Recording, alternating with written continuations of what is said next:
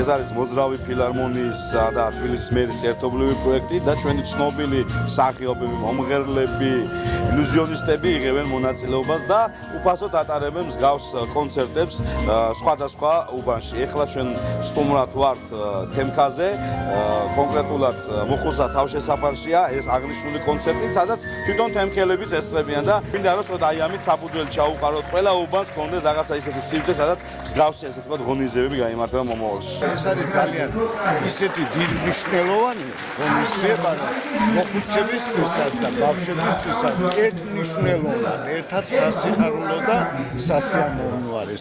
არასოდეს დაგვავიწყდება.